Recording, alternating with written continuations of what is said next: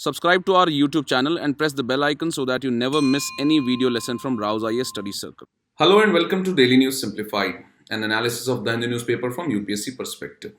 Today we will discuss the daily edition of the Hindu newspaper dated 10th February 2021. And the articles that we will discuss today are displayed on your screen. So let us start the discussion. Now, this article on page number 6 has been written in the context of the reply or the statement by the Ministry of External Affairs on the tweet by pop celebrity Rihanna on the ongoing farm protests in India.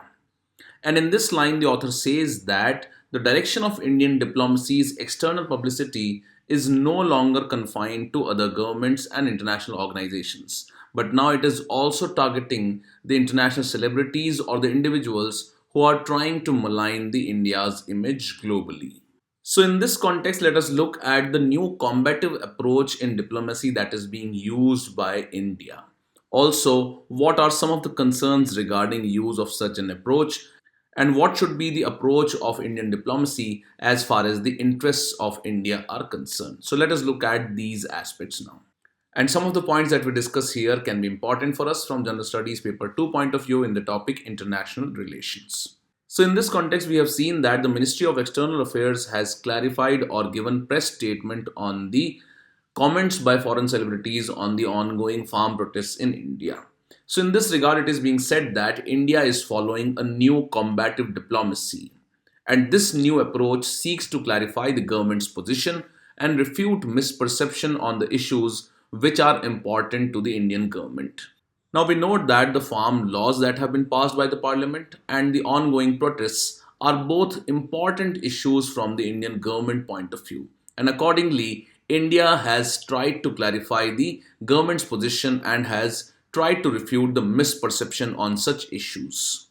Now, this kind of diplomacy also reflects India's unwillingness to accept perceived or real interference in the country's domestic affairs. So, as far as the farm laws and the farmer protests are concerned, it is discouraging the interference by the foreign celebrities. Further, the author says that it is also in line with the approach of establishing personal rapport with the global leaders. Now, we note that the Indian Prime Minister Narendra Modi has had a personal rapport with various international global leaders. For example, he had personal rapport with Barack Obama, also Donald Trump. So, in this line, the External Affairs Minister, Mr. Jaishankar, has clarified that there is a need to take risks to advance Indian position and interest. That is, India needs to clarify or take a step forward in order to clarify its position on various conflicting issues and also clarify the interests of India. Now, although India is following such a combative diplomacy, the author says that such an approach should be judged on the perpetual question in the diplomacy circles, that is it more effective in advancing the Indian objectives or not? And in this regard, the Minister of External Affairs had tweeted after the statement that was given by the Ministry of External Affairs. And this tweet stated that motivated campaigns that target India will never succeed. And we have the self confidence today to hold our own, and this India will push back. So, in this regard, the author has highlighted some of the concerns of interference of external state and non state actors in the farm protests in India. So, it is being said that the Khalistani groups which are operating in the Western world, especially in Canada, etc., would be trying to interfere in the farmer agitation that is going on in India. Secondly, Pakistan might also be looking for an opportunity to create trouble in the ongoing farm protests and creating a wider trouble for India. And accordingly, there is a sense of concern about motivated campaigns against India based on these issues. Now, although the Ministry of External Affairs has sought to engage with the foreign celebrities on their comments on the ongoing farm laws, in the past they have not done so. And this was clearly seen after the abrogation of Article 370 in the erstwhile state of Jammu and Kashmir and the Citizenship Amendment Act that India had purposefully refused to engage with its international liberal critics. So, this approach of engaging with international foreign celebrities and not engaging with the international liberal critics in case of Article 370 and the Citizenship Amendment Act highlights an contradicting approach by the Ministry of External Affairs and the Indian diplomacy. So, in this regard, the author says that effectiveness of Indian diplomacy actions will only be reflected if it targets the global opinion and not the domestic sectional interests. And in the context of abrogation of Article 370 and the Citizenship Amendment Act, Minister of External Affairs Mr. Jaishankar had emphasized that India's reputation was not decided by newspapers in New York. So, this clearly highlights a contradicting approach as far as the response by the Ministry of External Affairs is concerned. In the case of tweet by the foreign celebrity Rihanna in the farm protests. So earlier, the Ministry of External Affairs had refused to engage. However, now it is engaging with the comments by the foreign celebrities. So, what needs to be done in such a scenario? So, the author has cautioned that rather than engaging with such celebrities, the focus of Indian government should be on engaging with the liberal opinion in the democratic Western societies, which is gaining traction after the election of Democratic President Joe Biden in the United States of America. Now, earlier under the Donald Trump administration, we all know that the United States of America had shown nationalistic tendencies and did not have a fair opinion about the liberal point of view. Further, the rising traction for the liberal opinion is also highlighted by an interaction of the US Congress members, which had asked India to ensure that norms of democracy are maintained and peaceful protests and demonstrations are allowed in India. So, in this regard, the author says that the government should now be conscious of engaging international liberal opinion rather than merely dismissing it as it had done in case of Article 370 and the Citizenship Amendment Act. Further, the author says that this does not imply coming under pressure on the matters of critical importance to Indian interests. But it does mean taking recourse to traditional diplomacy, where India pursued the Indian interests rather than appealing to the nationalistic opinion that is prevalent in India. So these are few points that have been highlighted by the author in this regard regarding the response of Ministry of External Affairs to the foreign celebrities' comments on the ongoing farm protests in India. With this, let's take up the next news article now. Now, in the DNS of 7th February 2021, we had discussed an article which read, Delhi opts to wait and watch the US foreign policy shift. And in this article, it was highlighted that the president of US, in his statement to the State Department, had not mentioned anything about India and the relationship of India and the United States of America. And in that statement, the president of USA had also skipped any mention of the Indo-Pacific region and the quadrilateral security dialogue. And that led to speculations in the shift of the United States of America's foreign policy towards India. However, after a long spell of speculation, recently the President of the United States of America and the Indian Prime Minister talked over a phone call. So, in this context, let us look at the key points that were discussed by the two as per a White House readout regarding the call between Joe Biden and Narendra Modi. So, this news article is basically a development over the speculations that were there regarding the India US relations. So, earlier it was being speculated that the United States of America's president had skipped any mention of Indo-Pacific region. However, during this phone call, both the Indian Prime Minister as well as the President of the United States of America talked about a free and an open Indo-Pacific region. And we note that this was also the foreign policy plank of the President Donald Trump, who has just left the presidential office. Further, Joe Biden has underscored his desire to defend the democratic institutions and norms around the world. Also, Biden emphasized that a shared commitment to democratic values is the bedrock of India US relationship.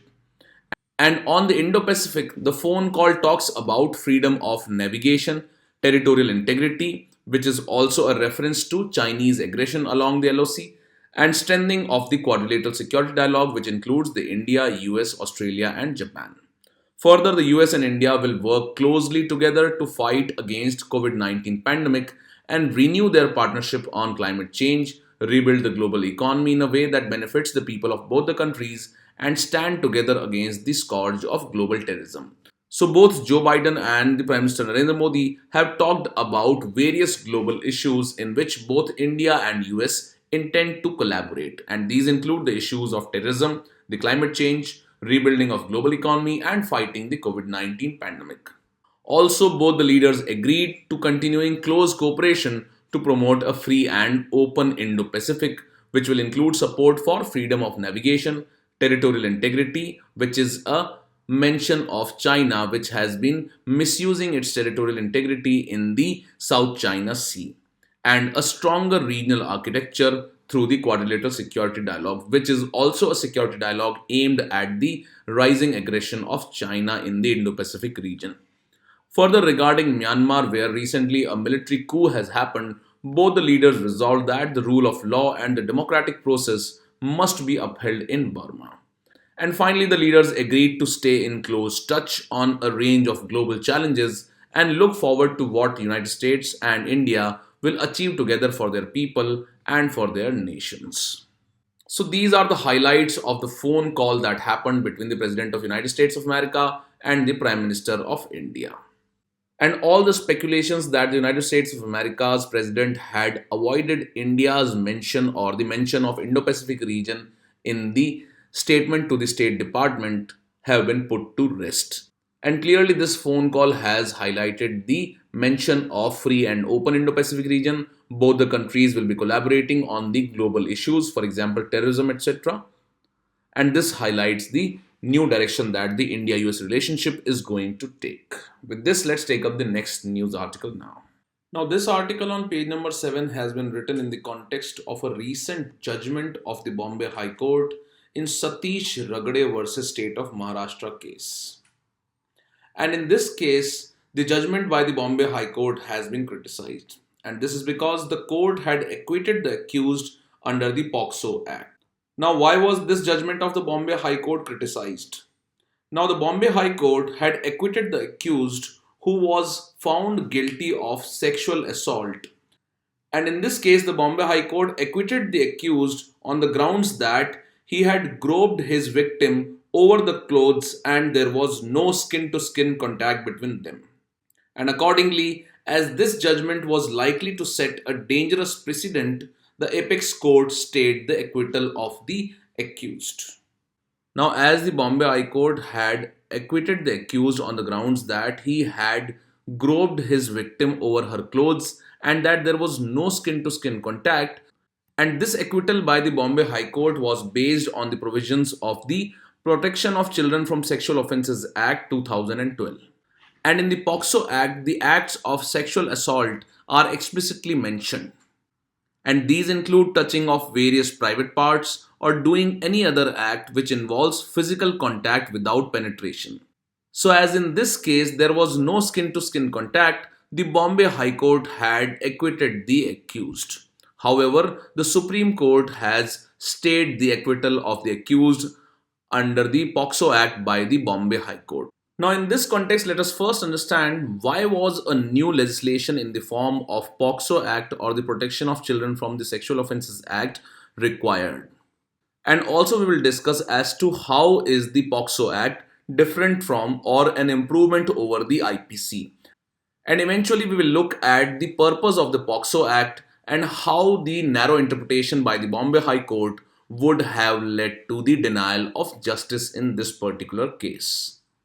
And the points that we discuss here can be important for us from the social justice point of view and the social issues point of view. Now, the Protection of Children from the Sexual Offences Act or the POCSO Act was enacted in 2012. And this was done in order to protect the children who are aged less than 18 years from sexual assault. And the statement of objective of this act had clearly admitted that a number of sexual offences against children were neither specifically provided for in the existing laws nor adequately penalized. And that is why there was a need for a specific Protection of Children from Sexual Offences Act that was passed in the year 2012. Further, the UN Convention on the Rights of the Child, ratified by India in 1992, required sexual exploitation and sexual abuse to be addressed as a heinous crime. And it was therefore felt that offences against children be defined explicitly and also countered through the commensurate penalties as an effective deterrence. Further, according to a report by the child rights NGO CRY, sexual offence is committed against a child in India every 15 minutes. and there has been an increase of more than 500% over the past 10 years in crime against minors. Further, according to the National Crime Reports Bureau statistics on rape of women and children, 94% of the rapists are known to the victims, and almost half are a close relative and neighbors. And the conviction rate of these crimes is very low and is only close to 3% of the total number of cases according to the 2016 NCRB report. And one of the chief causes of low conviction rate is the lack of manpower and infrastructure in the criminal justice system. So, this was the context in which a new law in the form of Protection of Children from the Sexual Offences Act passed in the year 2012. Now, as compared to the IPC, the POXO Act was an improvement. So, in this regard, in the Section 7 of the POXO Act, it provides that whosoever with sexual intent touches the breast of the children is said to have committed a sexual assault. And in this line, the Section 8 of the POXO Act provides a minimum imprisonment of 3 years for sexual assault. However, the Section 354 of the IPC laid down a minimum of just 1 year imprisonment for outraging the modesty of a woman. Further, the definition of assault or criminal force to women that has been provided in the Indian Penal Code is generic in nature. But in the POXO Act, such acts of sexual assault are explicitly mentioned. For example, such sexual assault can include touching various private parts or doing any other act which involves physical contact without penetration. Further, the IPC provides punishment for the offense irrespective of any age of the victim. However, POXO Act is specific for the protection of children. Now, higher punishment was provided under the POXO Act because the legislature at that time wanted punishment to be more deterrent if the victims were children. And accordingly, once the act of outraging modesty with the use of sexual assault or criminal force is proved, the requisite punishment must be slapped under POXO Act if the victim is a child according to the POXO Act. So, according to the author, as the POXO Act was an improvement or specifically targeted the sexual assault cases in cases where the victims were children, and accordingly, the author says that such interpretations by the courts, for example, in this case, where the court has ruled or acquitted the accused because of lack of skin to skin touch, the author says that such kind of interpretations or dilutions to the protection to children must be declared as ultra vires or null and void by the Supreme Court. And the provisions of the POXO Act should be applied with a broader perspective so that justice can be provided to the child victims from the sexual assault. With this, let's take up the next news article now. Now, this particular data point on page number 7 is related to the issue of manual scavenging and the deaths of sanitation workers in doing the sanitation work. Now, manual scavenging and the rights of the sanitation workers forms an important part of the social issues and social justice in the General Studies paper 2. In this regard, the data that has been provided in this data point becomes very important for us from the exam point of view. So it provides that despite being outlawed, the dehumanizing work of manual scavenging persists in India and has claimed the lives of around 340 workers in the last 5 years according to the Social Justice and Empowerment Ministry. And as of January 2020, most of the identified manual scavengers worked in Uttar Pradesh. And this state also reported the most sewer cleaning deaths in the last 5 years. And about 1 in 3 sewer cleaning related deaths did not result in the victim's family being compensated. That is, there was no compensation that was provided to 1 out of 3 sewer cleaning related deaths. So this highlights the grave situation of manual scavenging and the fatalities that it causes in the India. So the key observation is that there has been rise in the fatalities related to manual scavenging related cleaning work. And compared to the 5 years preceding it, the last 5 years recorded a nearly 28% increase in the persons dying while cleaning sewers or septic tanks. Between 2011 to 15, the deaths were around 266 and it has increased by about 340 deaths between 2016 and 2020. Further, nearly 57% of the 62,334 manual scavengers who have been identified as of January 2020 were from the state of Uttar Pradesh, and they account for about 35,308 out of the total 62,000 manual scavengers in India. And other states, or the second largest state, is the Maharashtra. And this data has been provided by the National Commission for Sarkari Karamcharis and Ministry of Social Justice and Empowerment. Further, out of the 340 deaths that have happened between 2016 to 2020, Uttar Pradesh is again the state with highest fatalities. Further, as far as the compensation that is provided to the sewer cleaning deaths, you will find that in the state of Maharashtra, families of 30 out of 32 such death victims did not receive any amount of compensation. So, this highlights that the issue of manual scavenging has not been completely eliminated even after a legislation that was formulated in the year 2013. And some of the data that has been provided in this data point can be used in answers in the general studies paper 2 in the social justice topic while writing answers related to manual scavenging. Now, manual scavenging is the practice of manually cleaning, carrying, disposing, or handling in any manner the human excreta from dry latrines or sewers. It is usually done with hands using the most basic tools like buckets, brooms, and baskets.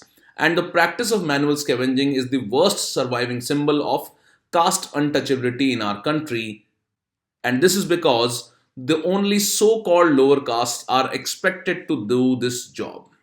Further, the manual scavengers are one of the poorest, marginalized, and disadvantaged communities in India. And many of such manual scavengers lose their lives either due to toxic fumes or by accidents in the sewer cleaning process. And accordingly, various initiatives and steps have been taken by the Government of India to remove this menace of manual scavenging. However, despite such initiatives that have been taken by the Government of India, the situation of manual scavengers still remains grave, and this menace of manual scavenging has not been completely eliminated till now. Now, regarding the issue of sanitation workers and their rights, we have already discussed in a previous DNS video. So, let us revise from that video various issues related to the rights of sanitation workers and also the initiatives that have been taken by the Government of India in this regard and the provisions of the Manual Scavenging Act of 2013 and the 1992 Act. Now, this article on page number 7 is related to the state of manual scavenging workers in India.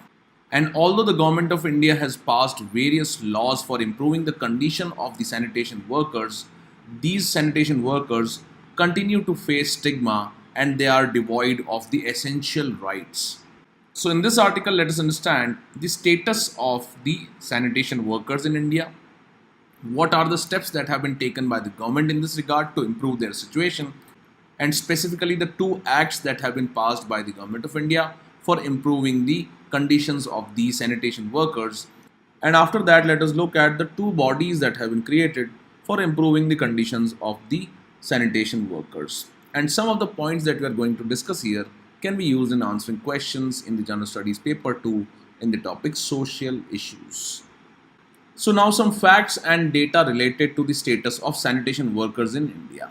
First is that according to the National Commission of Safai Karmcharis, a total of 53,598 people, and out of which almost 30,000 people are in Uttar Pradesh alone, have been identified as engaged in manual scavenging in the year 2018. So this shows that a large number of people are still engaged in the inhuman practice of manual scavenging as of 2018. And out of the total 54,000 people engaged in manual scavenging in India, around 30,000 of them are in Uttar Pradesh alone. Secondly, although the construction of dry latrines has drastically reduced, the number of deaths in the manholes, sewers, and the septic tanks continues to be high or continues to remain high. So, the construction of dry latrines, which was the biggest cause of the practice of manual scavenging, has reduced drastically. However, even now, many of the sanitation workers are involved in the manholes, sewers, and septic tanks cleaning, and the death of such people who are involved in cleaning of manholes, sewers, and septic tanks is still high. Now, in this regard, the Government of India had plans to amend the 2013 Act related to manual scavenging, and through this, it aims to completely mechanize the cleaning of sewers, manholes, and also aims at building new sewers. However, neither the past amendments to the 2013 Act and nor the present proposed amendments address the issue of labor safety of the people who are engaged in the cleanings of the manholes, sewers, and the septic tanks. Further, the Swachh Bharat Abhiyan does not address the issue of labor rights, and still stigma is attached to the people who are indulged in the sanitation jobs. And unlike other labor forces, the sanitation workers do not have a separate rule book that lays down the guidelines for their working timings, holidays, a proper place for their roll call, or removal from the duty. So, these highlight that the condition of the sanitation workers in India is highly vulnerable. And still, the inhuman practice of manual scavenging exists in certain areas, and also the rights of the sanitation workers have not been properly taken care of in India. Now, to improve the condition of the sanitation workers, the Government of India enacted the Employment of Manual Scavengers and Construction of Dry Latrines Prohibition Act in 1993. And this act prohibits the employment of manual scavengers or manual cleaning of sewers and septic tanks without protective equipments and the construction of insanitary latrines. So, these are the main provisions of the 1993 Act. Further, this act seeks to rehabilitate the manual scavengers and also provides for their alternative employment. Again, each local authority or the cantonment board or the railway authority is responsible for surveying the insanitary latrines within its jurisdiction. And they shall also construct a number of sanitary community latrines, and it provided for an imprisonment of up to an year or fine for employing people in the manual scavenging process. However, despite making some serious efforts for removing the menace or the inhuman practice of manual scavenging, there are certain shortcomings in this act. And this act defines a manual scavenger as a person who is engaged in or employed for manually carrying the human excreta. And this excludes a sanitation worker who is entering a manhole from the ambit of this law. So basically, it only addresses one issue that is related to manual scavenging. However, it does not exclude the sanitation workers who are entering the manholes for cleaning, etc. Further, the Act defines dry latrine as a latrine other than a water seal latrine. However, issue here is that the manual scavenging is not just restricted to the dry latrines, and it also exists in the insanitary latrines as well as the open defecation. So this means that the definition of manual scavenging is not wide enough, and this does not include people who are engaged in the septic tanks, etc., and also those people who are involved in the cleaning of open defecations. Then in the year 2013, the Parliament of India passed the Prohibition of Employment as Manual Scavengers and the Rehabilitation Act. And this act seeks to prohibit manual scavenging in all forms and ensures the rehabilitation of manual scavengers that are to be identified through a mandatory survey. Now, what are the key features of this act? So, it prohibits construction and maintenance of insanitary toilets. Secondly, it prohibits the engagement or employment of anyone as manual scavengers. And if this provision is violated, it can result in an year's imprisonment or a fine of rupees 50,000 or both. Further, it prohibits a person from being engaged or employed for hazardous cleaning of a sewer, and it also includes various offences related to manual scavenging that are cognizable and non-bailable. And finally, it calls for a survey of manual scavengers in urban and rural India within a time-bound framework. So this 2013 Act is an improvement over the 1993 Act.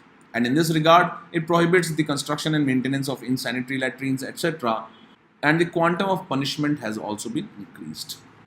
So after looking at the acts that have been passed for improving the sanitation workers' conditions, let us look at these two bodies. First is the National Commission of Safai Karmcharis, and it was constituted in 1994 as a statutory body through an Act of Parliament. Now this Act lapsed in 2004, and again this commission is now acting as a non-statutory body of the Ministry of Social Justice and Empowerment.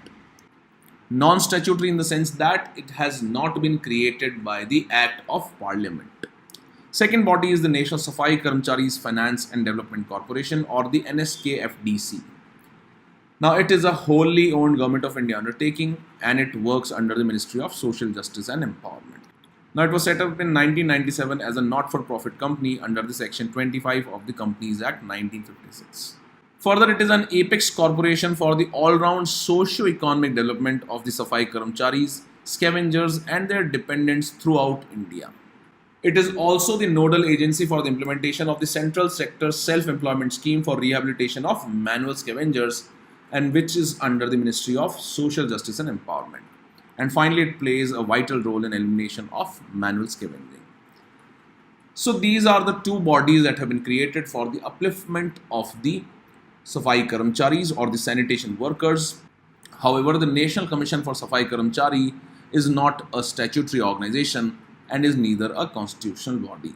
And that is why its powers and authorities are limited in nature. So these are few aspects related to the sanitation workers' conditions in India and some of the steps taken by the government of India. With this, let's take up the next. Now, this article on page number 8 is related to the development of a new marigold variety by the scientists of Bangalore. So, some of the points related to this variety of marigold can be important for us from the preliminary examination point of view. So, let us look at some important points related to this new variety. Now, if you look at this previous year question, this was asked in the year 2018, and this was related to the development of a new genetically modified mustard or GM mustard. And it reads, with reference to the genetically modified mustard developed in India, consider the following statement. First is, the GM mustard has the genes of a soil bacterium that give the plant the property of pest resistance to a variety of pests. Now, this statement here was incorrect because the GM mustard has the genes that allow the plant cross-pollination and hybridization. Thirdly, the statement that GM mustard has been developed jointly by the IARI and Punjab Agriculture University was also incorrect because it was developed by the Department of Biotechnology of the Delhi University. And hence the correct answer here was B, that is 2 only. Now, the important thing that was to be learned here is that it was not developed by IARI and Punjab Agriculture University, but it was developed by the Delhi University. And if you knew this statement, you would have easily eliminated A, C and D and arrived at the right answer. So this question highlights the importance of this news article that any new variety which is likely to bring improvements in the agriculture sector and is likely to benefit farmers can be important for us from the exam point of view. So in this slide, this article reads that the Arka Shubha variety of marigold has been developed by the Indian Institute of Horticultural Research in Bangalore in Karnataka. And it has developed this new variety of marigold. Now, it is mainly used in the pharmaceutical sectors, and these marigolds are known for their carotene content, which is up to 1.4%. However, this new variety that has been developed by the scientists of the Indian Institute of Horticultural Research, the carotene content in the new Arka Shubha variety of marigold is about 2.8%, which is the highest content from a plant source. Also, there has always been a high demand of carotene in the pharma sector, and presently, India imports most of its carotene requirement from China and other countries. Further, besides providing the carotene content to the pharmaceutical sectors, the Arka Shubha variety is of use in poultry sector as well, and its petals could be used as feed to get quality yolk, and it is also used as a feed for sheep. So these are a few important points related to the new Arka Shubha variety of marigold that has been developed by the Indian Institute of Horticulture Research. So the important points that have to be learned here is that which institution has developed this variety, what is its key feature, and thirdly, where it is used. With this, let's take up the next news article now. Now, besides the articles that we have discussed today, there are 3 other articles in today's newspaper which have already been covered in previous DNS videos. For example, this editorial on page number 6, which is related to the strategic disinvestment policy, has been discussed in detail in the budget explanation by Basawa sir. So do go through this budget discussion and try and understand the important aspects of the union budget of 2021 and 22. Secondly, this article on page number 7 is related to the dams and the Uttarakhand's policy of hydropower projects, which has come under question in the context of the recent flooding incident because of the glacial outburst in Uttarakhand state. And this particular aspect has been discussed in the DNS of 9th February, that is yesterday. So do go through this discussion and try and understand the hydropower projects in Uttarakhand and their vulnerability, especially in the context of the disaster that has taken place in the state of Uttarakhand. And thirdly, there's an article on page number 6 which talks about the state of app technology and has been written in the context of the recent issue of privacy policy of the WhatsApp, etc. And this aspect has also been covered in detail in the DNS of 17 January 2021. So do go through these previous DNS videos and try and understand the issues that have been discussed in detail. With this, we conclude today's discussion. Now let's take up the question for the day.